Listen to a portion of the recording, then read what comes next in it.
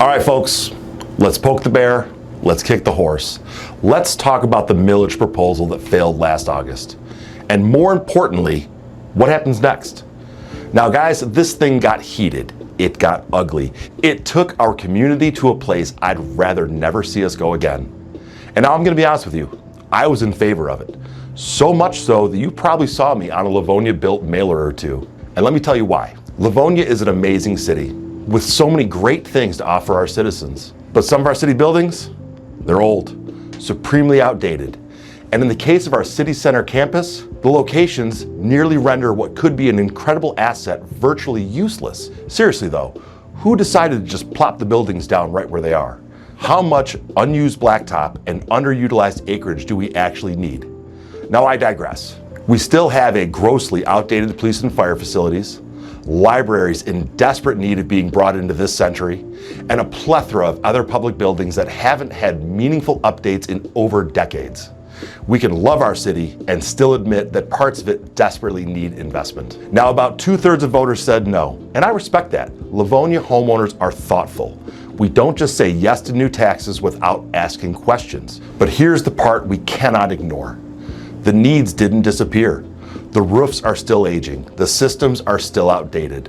Public safety facilities are still in need of what our officers, firefighters, and EMTs deserve. Now let's be honest. Livonia is such a great place to live, so much so that we have a large population of our most experienced residents who have probably lived here for a very long time, which is amazing. But that wasn't exactly accounted for when the Headley Amendment passed back in '78. So even though tax revenue is increasing, due in large part to a gap between the capped and taxable value and the actual SEVs, which pay attention next week because I'll drop another video to explain just that, it's not going up nearly fast enough. We're not keeping up with the inflationary maintenance costs, construction costs, and just what it takes for the day-to-day in and out activity to keep these buildings great. Now, unfortunately, guys, voting no did not fix any of these problems. It just paused the funding, all while this brick and mortar continues to crumble. As a real estate agent, as a property owner, I look at things through the lens of long-term value. What do buyers and owners care about? Well, let's start. Strong schools, safe neighborhoods, modern city services, and infrastructure that feels cared for. When a city invests in itself, home values benefit. That's not political, that's practical.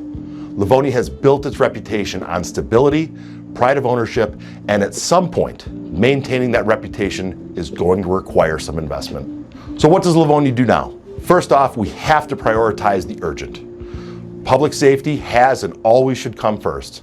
Second, we probably have to break it into smaller pieces. A big proposal obviously did and can feel overwhelming. Smaller, targeted plans will likely gain a little bit more traction and support.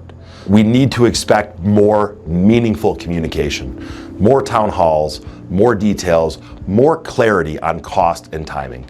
And that's a good thing. If something like this were to come back on the ballot, it needs to be sharper, it needs to be clearer, and it needs to be more aligned with what the majority of residents really want. So here's my take. Livonia isn't struggling, but we are at a crossroads. We can keep doing the patchwork and band-aids on our buildings year after year, or we can decide what kind of city do we want to be in 10, 20, 30 years. Investment isn't always exciting. It's not flashy, but it protects what we've built for now and for future generations. As someone who helps families decide where they want to live on a daily basis, I can tell you, cities that invest in thoughtful, meaningful ways always win long-term, full stop. So if you're curious how this might affect your home values or what your taxable value is, reach out. I want to have an honest and open conversation with citizens about how this can and will affect your real estate, whether we make this investment or whether we don't. And if you haven't already, please be sure to hit that subscribe button for great content and meaningful content for us Livonians just like this. And as always, I promise we're going to keep it real. And we'll see you next time.